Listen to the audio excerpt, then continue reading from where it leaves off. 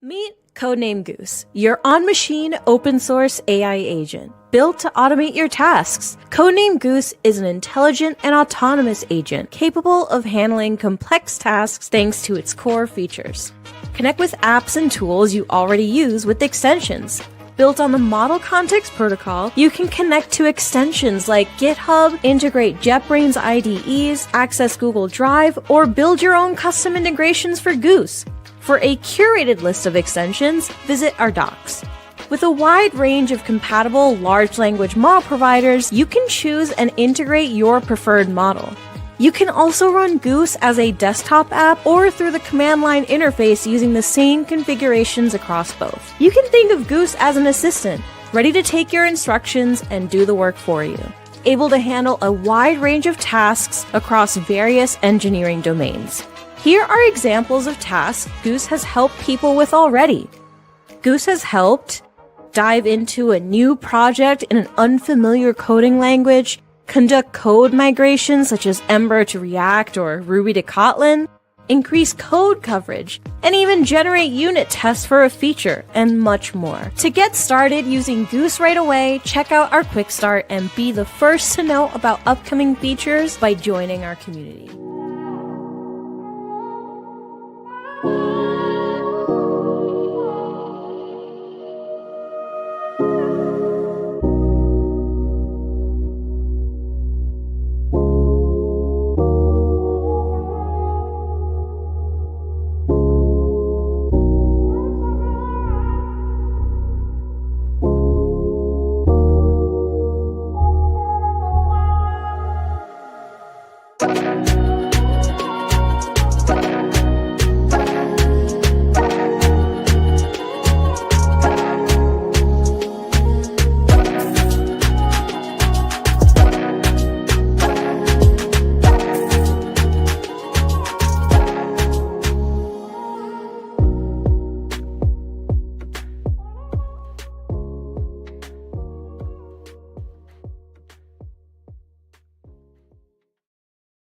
Hey everybody, welcome to another episode of Wild Goose Case, where we highlight users, their use cases, and their sometimes wonky goosey experiments to hopefully spark some innovation with everyone watching and to get you to push the limits with Goose.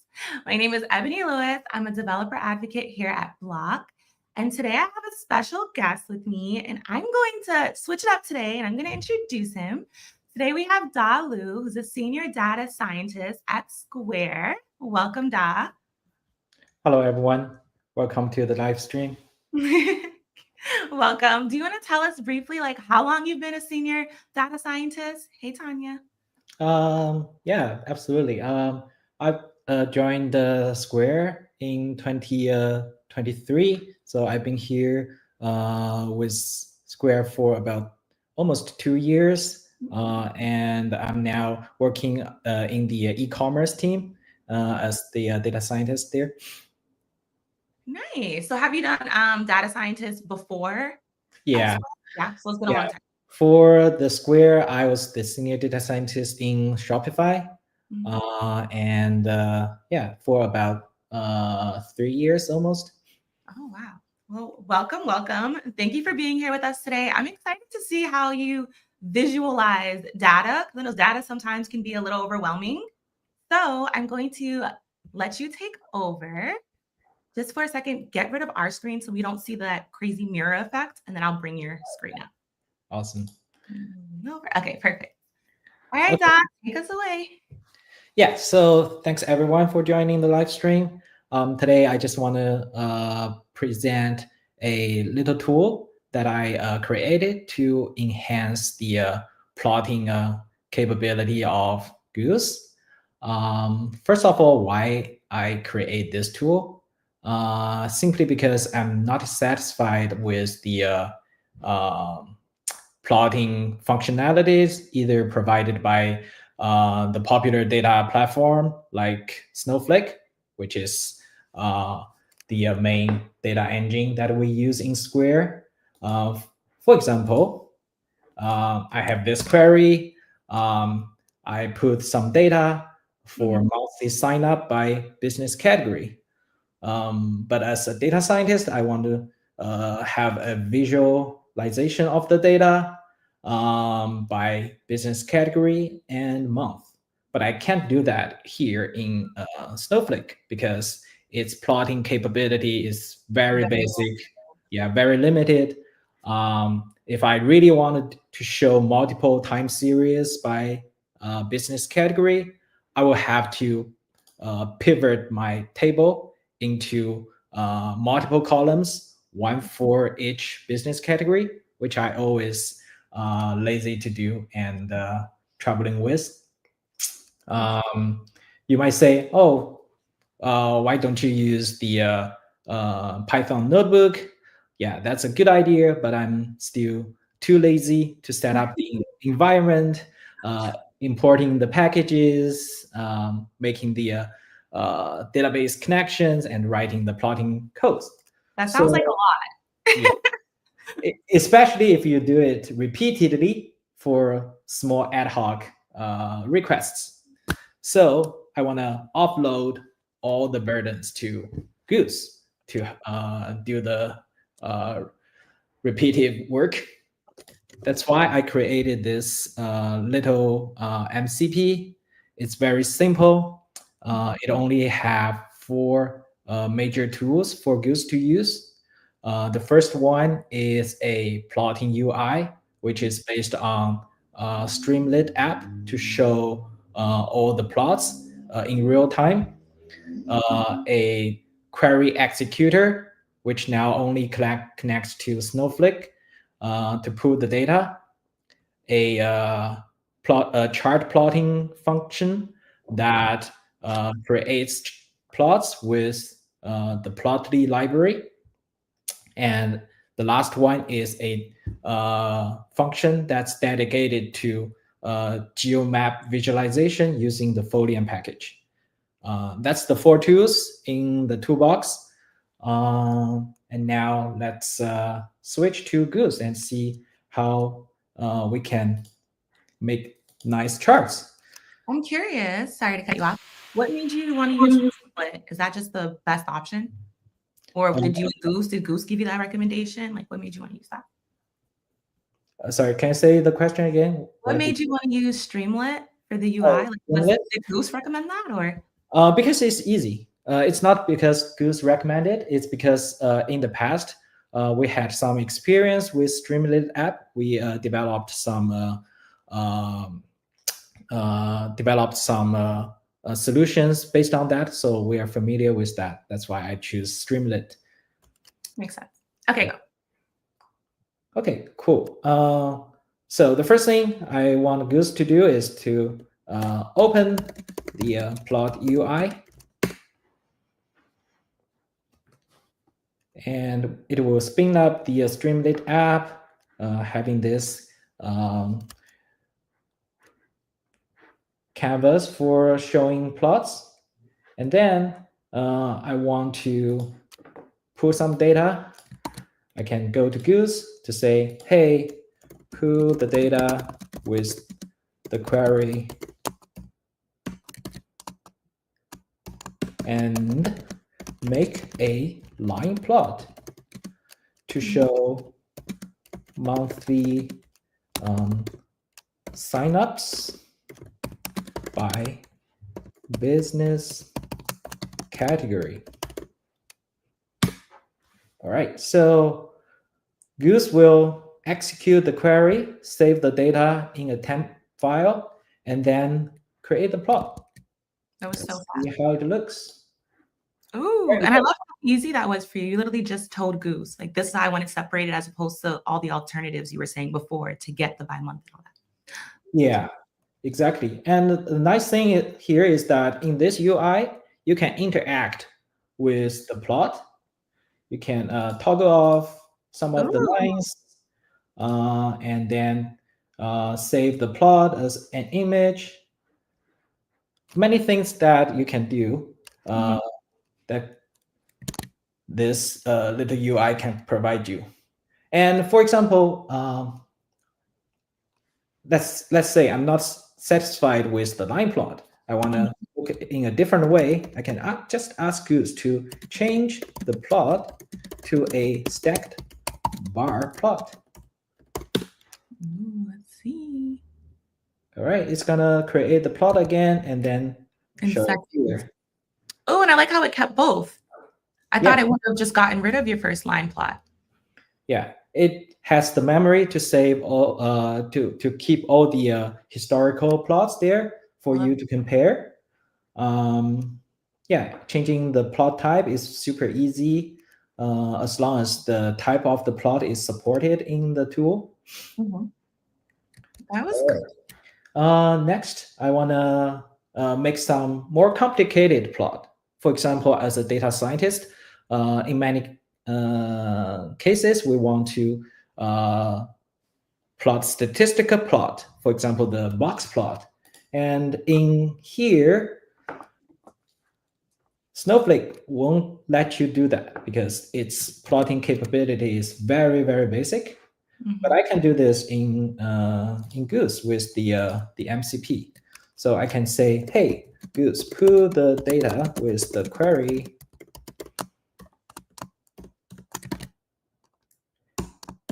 and make a box plot on the GPV by business category. Okay, wait. So what's the query here? How is it more advanced than the first one? Okay, there are a couple of things. The first thing is the query is not advanced, but the plot I asked for is a little bit more advanced. Okay. Yeah. So usually it has a lot of the data to pull. Oops. And let's see how it looks. All right, so this is the box plot. But because the nature of the data, we have a lot of zeros dominating in each business category. So that's why the box plot all compressed to the bottom line. So as a data scientist, I want to learn more why. I can ask Goose to clean up the data. Okay, I can say, hey, Goose, query the data again, but filter to, let's say, pick a certain business category to look at, to zoom in, and let's exclude those 0 records. And now I want to make a histogram.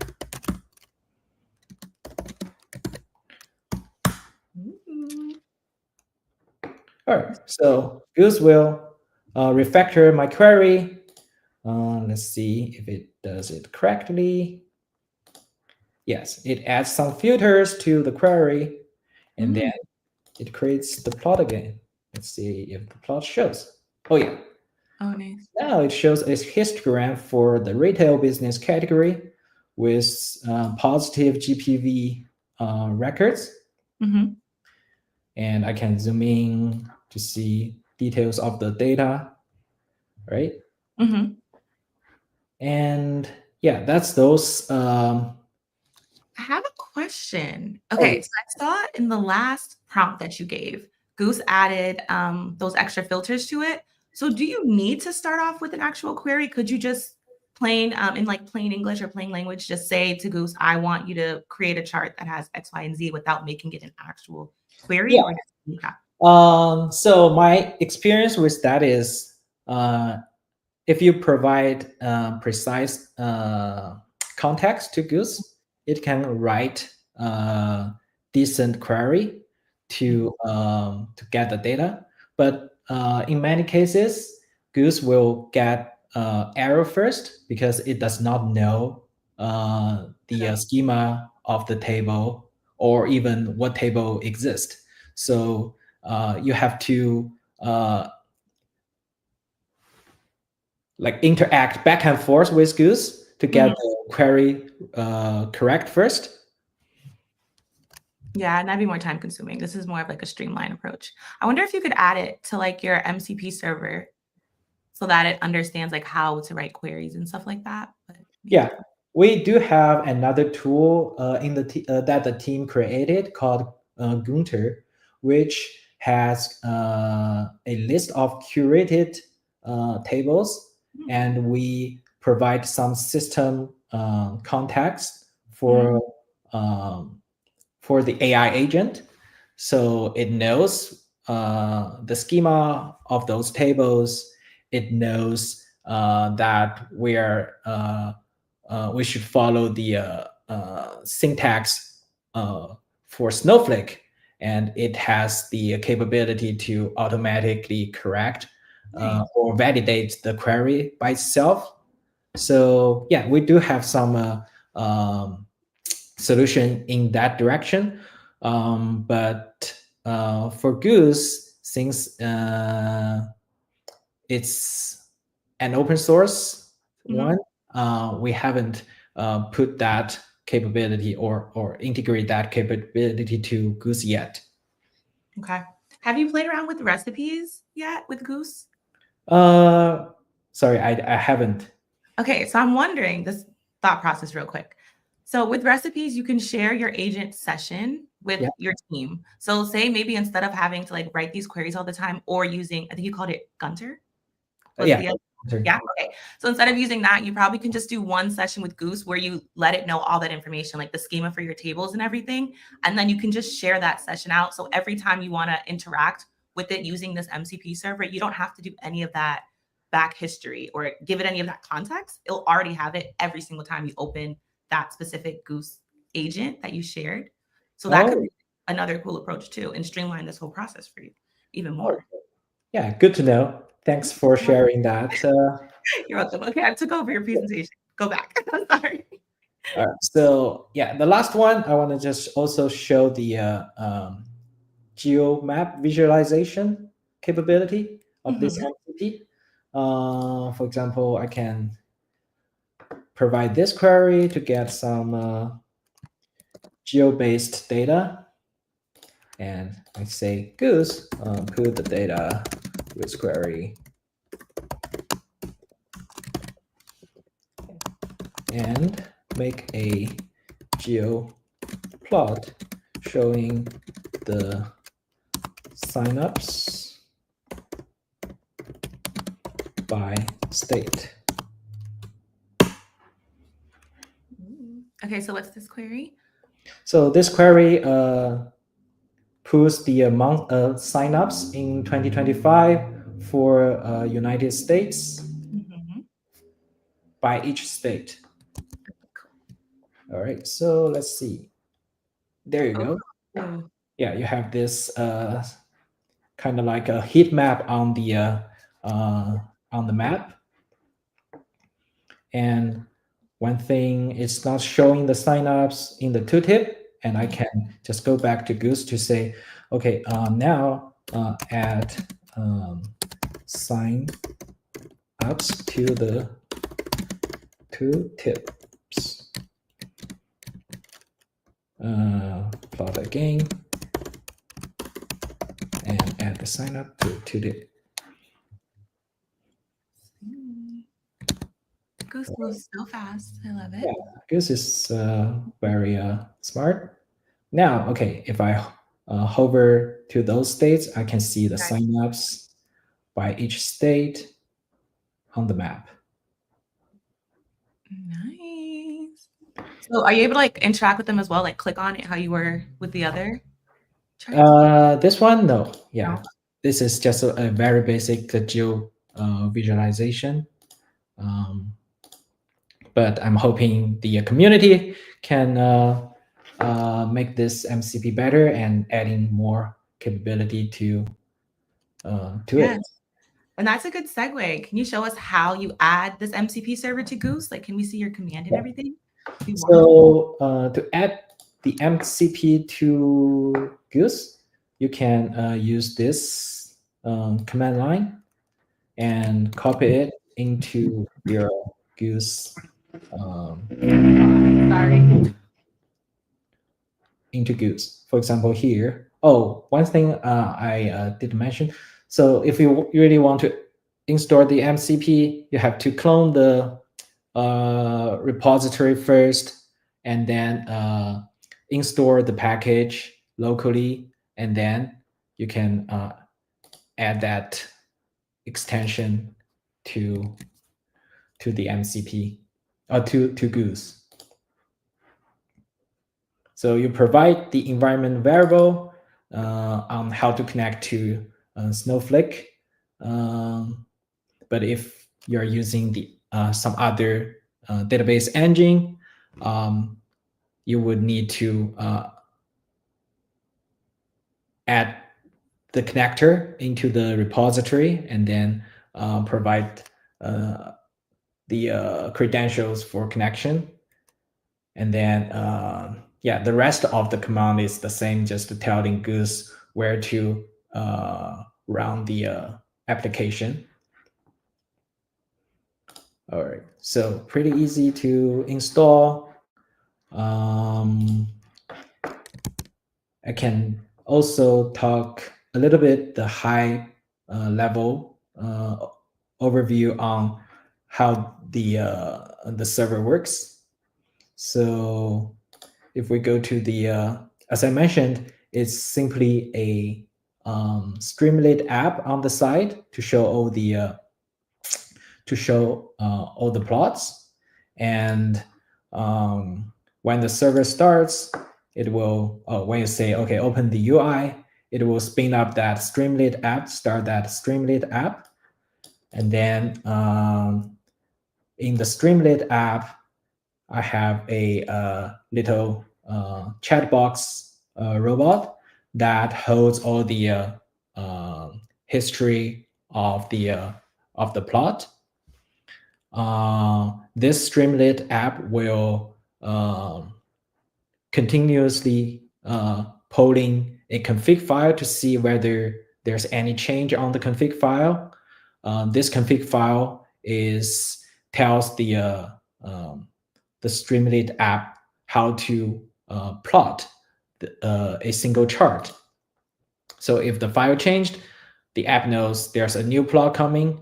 It will need to add another plot to the history. I like that. Yeah, and all the plots are saved in a temp file, in a temp folder. So the data pulled will be in that folder, and the figure plotted will also be in the folder. And this is the config file that I talked about that controls how the plots looks like. Nice. So yeah, it's a very simple structure and work nicely with Goose. And that's all I want to share. No, this was great. So I know you said you're encouraging community contributions. So what's like one or two things that you hope to see or that you would love people to contribute to improve on? Yeah, I would love people to use this and like contribute to the type of charts being supported. For now, I think only a few charts are supported. For example, line chart, bar chart, scatter. Well, those are probably covered the majority of the need, but it would be nice if we can support even more options. And also the geo visualization, that one I right now only support geopoints and geopolygons. And specifically for geopolygons, I only support the United States and zip codes in US. If people can contribute more to add more like geo shape to the package, it will be nice. Other than that, like I said, right now I only implement a connector to Snowflake. Mhm. But if people are using other database engines, yeah, and if they can contribute by adding more connectors, that would be nice as well. What else? For now, I think those are pretty much the major like enhancement I would see. Your top wish list so far. Yeah. No, that's perfect. And the community is so creative. So I'm sure someone's going to play around with it and think of different things that you didn't even think of. So that's going to be excited to follow along and see how it evolves. So I just wanted to say thank you to everyone watching. Oh, let me see. I think we have a comment. Let me see if we have a question really quick. I started the repo. This is very cool. Thank you, Best Codes. But again, thank you so much for joining the live stream, for being here, Da. This was great. I loved all the different visuals. I'm a visual person, so I loved to see that. And thank you again to everyone that tuned in. I'm sorry, they're doing construction. It's going to be so loud. But if anyone has a weird or wonky goose case that you want to share with the community, feel free to message me on Discord. I'm going to add feel free to message me on Discord. I want to hear all about it. And we will be back with our next episode on July 18th. And we're going to have a new guest, and they're definitely going to spice up our Wild Goose Case a little bit. So stay tuned. But until then, stay curious, stay creative, and have a great weekend. Bye, everyone. Bye. Thank you, everyone. Bye.